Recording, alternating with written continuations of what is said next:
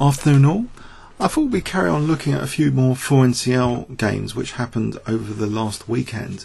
So the mighty Wood Green had many grandmasters playing for them. One of my good friends from the past, the blast from the past, John Naylor, was there. His current FIDE is a bit on the low side. I think he's got a lot more potential to become FIDE master, etc. He's at 2174 at the moment.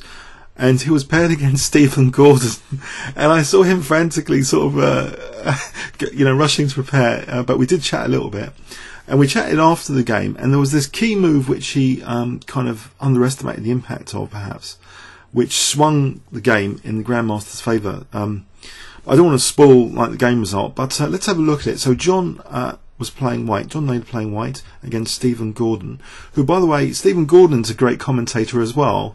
At things like the London Classic, him and Lawrence Trent, they're fantastic duo commentaries.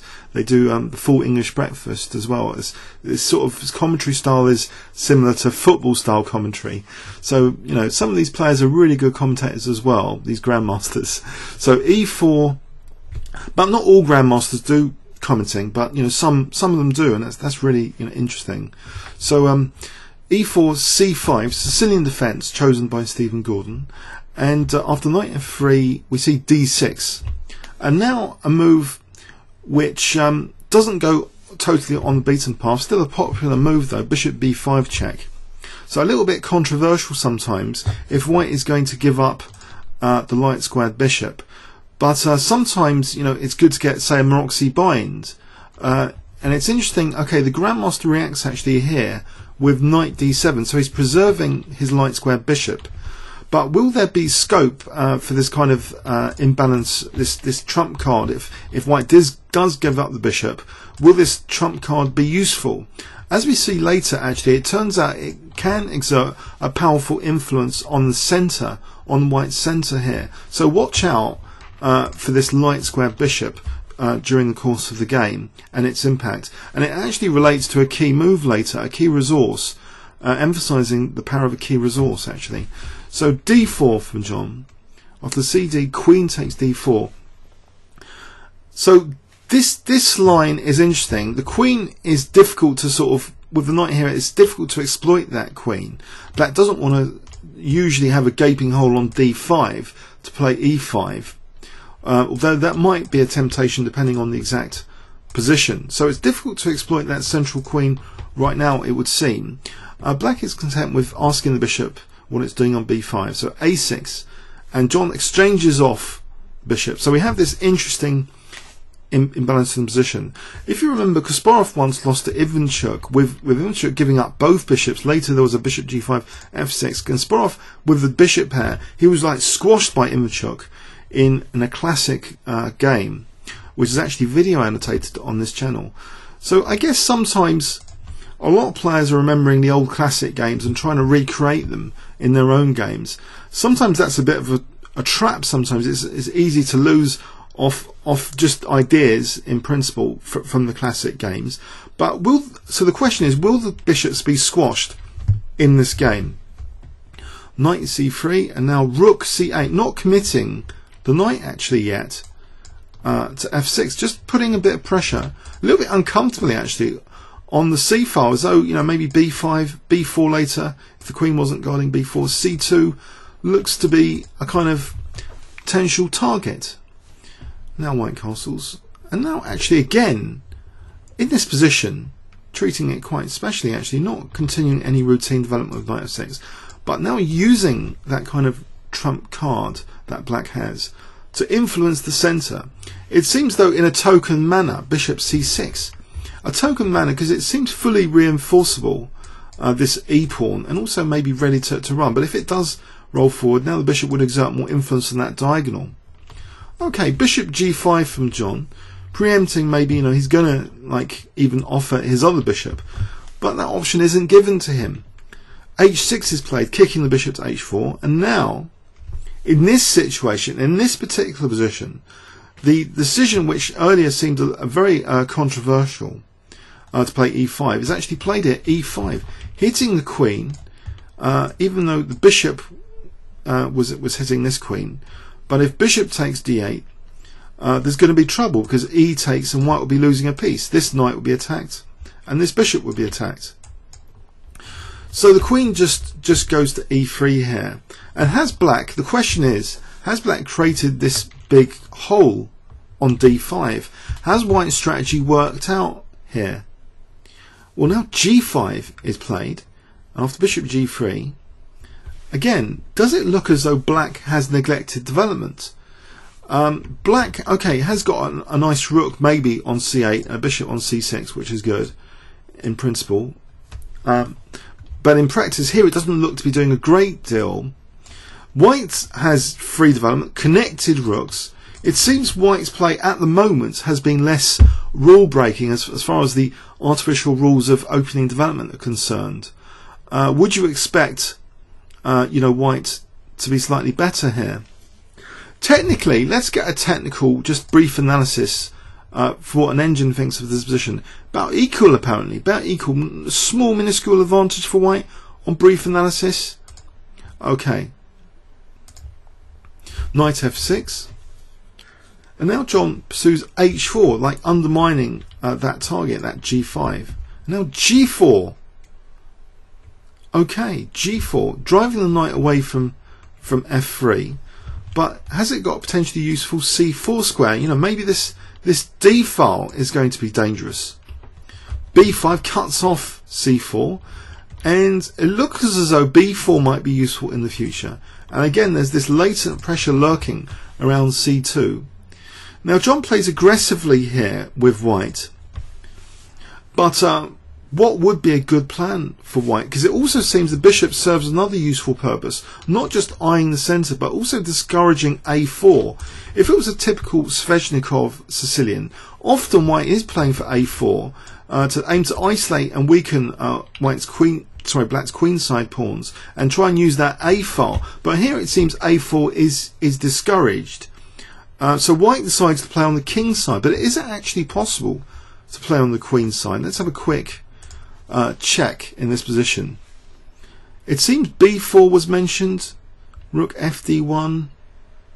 Any other? If we put another candidate, maybe even a4. You see, because even if this is like if this is played, say takes, that would be in white's favour apparently. Queen d3 just hitting a6, and white might be getting use of that a file. So that's interesting.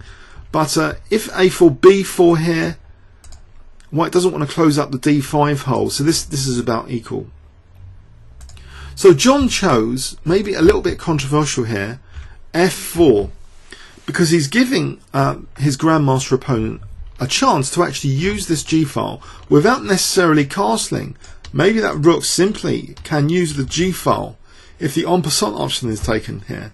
The en passant is used. G takes f3 en passant. Queen f3. Okay, the knight's attacked. How is it to be defended? It's defended with bishop g7. Now we see h5, which has the idea, it seems, of bishop h4, which seems a very, very good idea. Pin and win. Why not? Pin and win principle. And what was the bishop doing on g3?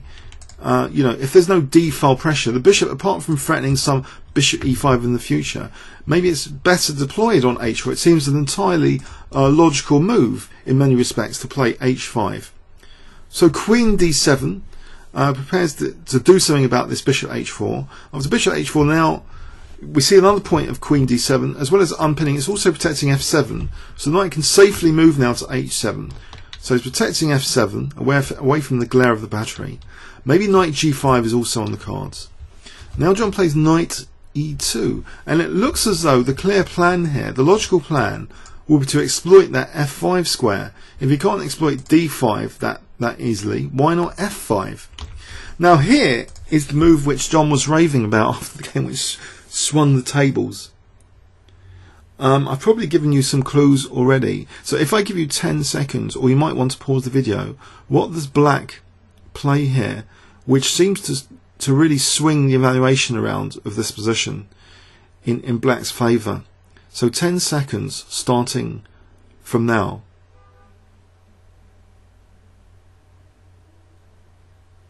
Okay, move f5. It seems in all variations black ends up better here.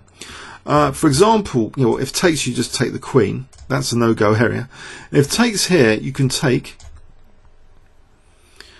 And there are possibilities here of say rook takes f5 and now bishop d7, unfortunately, because bishop d7 is a double attack on f5 and c2, which is very uncomfortable to invite a rook to the 7th rank. Let's put an engine on in this critical position, and you'll see the evaluation now is clearly after f5 in black's favour. The more the engine looks at f5, the more it becomes in black's favour. Depth 15, it's at 0.24. 16, it's creeping up a bit.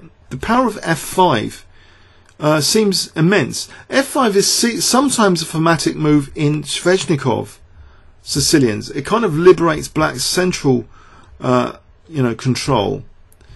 Okay, so John took here. Maybe this was a bad choice. He took with queen f5. No, apparently its engine likes that choice as well. So queen takes f5, queen takes f5.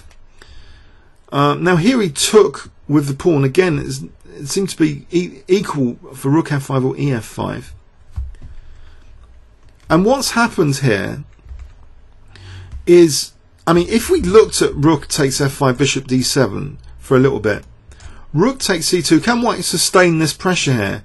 Knight c3, it's not that pleasant, but maybe, with the knight d5 here, it's not that terrible either. This position, it's about equal, to be honest. It looks about equal. Maybe slight advantage to black, but white does have, things to be positive about here. So in the game, actually, e takes f5 was played, and now we saw bishop f6, a strong move, it seems, blockading the f5 pawn, challenging the bishop on h2. So it goes to g3, which might not be the best. Maybe bishop f2, slight improvements. If the bishop's eyeing queenside, maybe that could be useful later. But bishop g3, and now we see rook g8, and black does seem to be increasing his advantage here. The evaluation is going up. So what's happened here? We've got coordination now of rook and bishop on that g2 point. It seems that black, unfortunately, has a lot of pressure, and white seems to make things slightly worse. It seems a tricky position if white has to play something like c3 or rook fd1, like being very, very careful. But king h2, apparently this makes things even worse.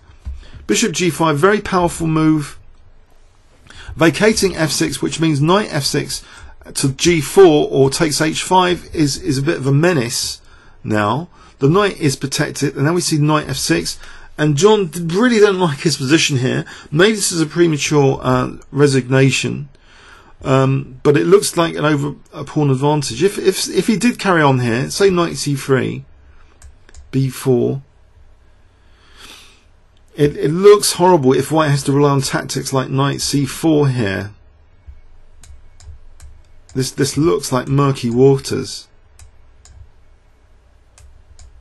I suppose losing the exchange back here, and we get this long forcing sequence in this line, which probably both players didn't see. This is just an engine line, but it looks as though white's in a tricky position, and he actually resigned after knight f6. Okay, if say knight f3, then let's have a look at more normal looking knight f3 check. Then knight e3 winning the exchange is unpleasant. Okay, so that seems to be on the surface. It seems black's position sprung into life quite aggressively, but it actually, if we look at it logically, I suppose it was from, you could argue it was from the trump card given to black, that this bishop kind of logically supported e5 then f5. If you remember the dual commentary with esteemed Grandmaster Daniel King, he was talking about the importance of e5 to secure a fair share of the centre, to exert pressure on the centre. It is fixing the e4 pawn. Once the e4 pawn is fixed, then you can look at things like f5 to further undermine white's central control. So it seems black's play all kind of made sense, as well as like the g file for potential coordination of this bishop and rook. It made sense, and white's kind of short-term tactical pressure on the f-file unfortunately seemed neutralised by some very elegant looking manoeuvres. Queen d7 followed by knight h7 seemed to neutralise, soak up White's short-term f-file pressure, and it seems the d5 control wasn't of great significance, but there was this kind of optimism. If the knight had got there, that would have been a brilliant position, but it wasn't allowed. Unfortunately, f5, temporary pawn sacrifice, did turn the tables here and just put all the pressure on White. So much pressure being exerted on White here. In fact, so much so that after knight f6, with these threats, it didn't really help the king being a target for checks to lose the exchange in some variations. White had enough here. Okay, I hope you got something from that. I will maybe present some of my John's better games where he's crushed people in 4NCL, but he was up against the strongest team in the league, so I thought it'd be interesting to have a look at some of these wood-green encounters. So they had like a team of GMs over the weekend to help secure perhaps some division victory to be champions again. Okay, comments or questions on YouTube? Thanks very much.